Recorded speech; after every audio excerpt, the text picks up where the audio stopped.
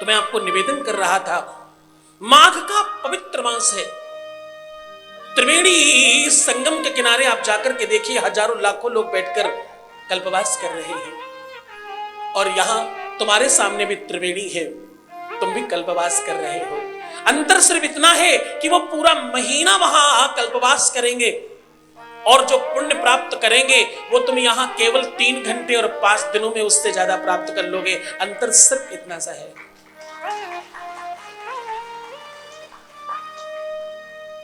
एक और बात कहूं,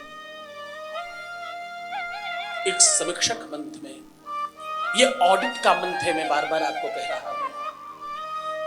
भगवान सूर्य शनि की राशि में प्रवेश करते हैं इसलिए कि वो शनि से अपने पुत्र से ये पूछ सके कि कर्म का लेखा जोखा क्या है। इसी कारण से भगवान भुवन भास्कर वहां पहुंचे, उसके ठीक 11 दिन पहले माघ शुरू हो जाता है, माघ का महीना प्रारंभ हो जाता है, ताकि कम से कम तुम 11 दिन इतना अधिक दान पुण्य धर्म सत्कर्म कर सको जिससे तुम्हारा कर्म, तुम्हारी वो व्यवस्था बैलेंस में आ जाए। समीक्षा क्यों करनी है? समीक्षा इसलिए करनी है ताकि तुम्हें ये मालूम पड़ जाए कि तुम कितने गलत हो। एक और बात कहूं, निवेदनीय, सबसे बड़ा संकट कहां है और विवाद समाप्त होता क्यों नहीं है जीवन का? क्योंकि इस दुनिया में अगर कोई गलत नहीं है उसका नाम हम है। हाँ, कौन नहीं गलत है? हम गलत नहीं है। बस यही बड़ा संकट है। रिश्तों में, रिश्तों की मर्यादा, रिश्तों की व्यवस्था शिव महापुराण कहती है। कल आपने सुना, सूत जी महाराज कहते हैं, ऋषियों,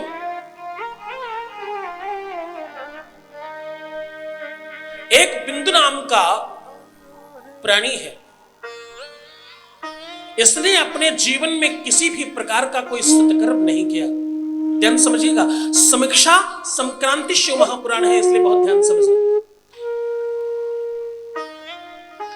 बिंदु नाम का एक प्राणी है जिसने कभी भी अपने जीवन में किसी भी प्रकार का कोई पुण्य नहीं किया, कोई सत्कर्म नहीं किया। ये अपने जीवन में केवल एक ही काम करते हैं, सिर्फ और सिर्फ बुरे कर्म करना, सिर्फ और सिर्फ गलत काम करना, अपराध करना, लोगों का धनार्जन कर लेना, लोगों से धन लूट लेना और छीन लेना।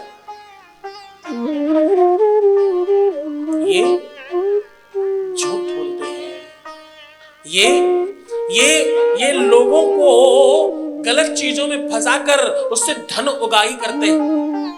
और बात यही समाप्त नहीं होती। इनके इस कार्य में कालांतर में थोड़े समय के बाद इनकी धर्म पत्नी ने भी इनका साथ देना शुरू कर दिया। गौर से सुनिएगा, ये कथा तुम्हारे बहुत पास से स्पर्श करके निकलेगी, इसलिए बहुत ध्यान समझिएगा। इनकी पत्नी का नाम है चंचुला। ये पति पत्नी दोनों मिलकर के पाप कर्म कर रहे हैं, ये पति पत्नी दोनों मिलकर के अपराध कर रहे हैं नित्य। चंचुला क्योंकि बहुत सौंदर्यवान है, बहुत सुंदर है, बहुत इनका रूप लावण्य, इनकी सौंदर्यता बहुत बहुत प्रवीण है, इस कारण से ये अपने सौंदर्यता में लोगों को आकर्षित करती हैं और इनके पति, इनके स्वामी जी उससे धनोगाही करते हैं। एक का काम है जो अच्छे सच्चे और निष्ठावान लोग हैं उनको पकड़ कर लाना, और दूसरे का काम है उससे धनोगाही कर लेना।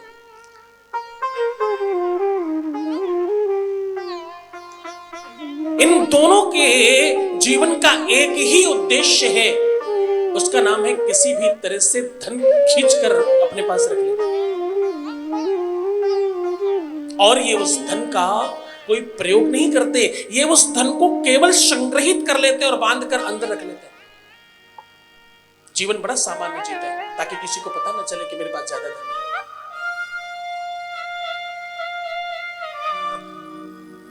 ये अपने लोगों से, अपने परिवारजनों से, अपने कुटुंबियों से झूठ बोलते हैं मेरे पास पैसे नहीं है, ये किसी को देते नहीं। ये उस धन को केवल संग्रहित करते हैं, केवल एकत्र कर रहे हैं, न स्वयं खर्च करते हैं, ना ही किसी को देते हैं, ना ही कोई दान करते हैं, और कोई दान करना चाह रहा हो तो उससे लूट लाते हैं। और एक बात कहूं, कोई अच्छा कर्म करने वाला हो तो ये ऐसा ढूंढते रहते हैं कि कोई अच्छा कर्म करने वाला हो और उसको हम पकड़ लाएं किसी तरह से। समय धीरे धीरे व्यतीत होता रहा। कुछ समय के पश्चात बिंदुक जो थे वो धीरे धीरे स्वयं भी वैश्यावृत्ति में निवृत्त हो गए और प्रवृत्त होकर इतना अंदर प्रविष्ट हो गए कि शनै शनै शनै शनै वो सारा का सारा अपना जो धन यहाँ एकत्रित था वो उधर जाने लग गया। और एक दिन गांव वालों ने पकड़कर, क्योंकि सबको ये लूट चुके थे, सारे लोगों को ये प्रताड़ित कर चुके थे, सबका धन हरण कर चुके थे, ऐसा कोई बचा नहीं जिसको इन्होंने ठगा नहीं, ऐसा कोई बचा नहीं जिसको इन्होंने ठगा नहीं। तो इस कारण से सब वॉट जो रहे थे, राह देख रहे थे कब मौका मिले, और मौका मिला तो बिंदुक को मार मार करके मार डाला। बिंदुक का निधन हो गया। बिंदुक का निधन हो गया तो बिंदुक का जो पार्थिव शरीर है वो एक कुएं में डाल दिया गया। निर्जन जंगल है, एकांत है और कुआं अंधा है, उसके अंदर बिंदुक को डाल दिया गया। ये बिंध नाम के पर्वत के समीप है स्थान। बहुत काल व्यतीत हुआ। अब पत्नी को पति का पता नहीं चल रहा है कि पहले तो जाते थे 2, 4, 10 दिन में, 15 दिन में वापस आ जाते थे। अब क्या हुआ? इस बार बहुत दिनों से आए नहीं, कोई चिट्ठी नहीं है, कोई पत्र नहीं है, किसी प्रकार का कोई जवाब नहीं आ रहा है, और अभी तो स्वामी भी नहीं आए बहुत दिनों से। तो वो यहां वहां तलाश करने लग गई। अब शनै शनै जो घर में थोड़ा सा धन बचा था वो भी धीरे धीरे समाप्त हो गया। सूत जी महाराज कहते हैं, सौनकादिक ऋषियों, धन का अपना एक स्वभाव है और धन की अपनी भी एक प्रवृत्ति है। ये क्या है? ये बोले दानम भोगम नाशयति, या तो आप उपभोग कर लें अथवा इसको दान कर लें, और अन्यथा आखिरी इसका लक्षण है कि ये नष्ट हो जाएगा, ये बर्बाद हो जाएगा। और एक बात कहूं, धन जिस माध्यम से आता है, जिस सूत्र से आता है, जिस रास्ते से आता है, जाने का रास्ता बिल्कुल वैसा ही दूसरा बन जाता है। धन का ये लक्षण है, धन की ये परंपरा है, धन की ये व्यवस्था है धन की। और एक बात कहूं, धन आपके साथ ऊपर तो नहीं जाता, लेकिन धन आपको ऊपर तक ले जरूर जा सकता है अगर सही समय पर, सही स्थान पर आपका विवेक काम कर जाए।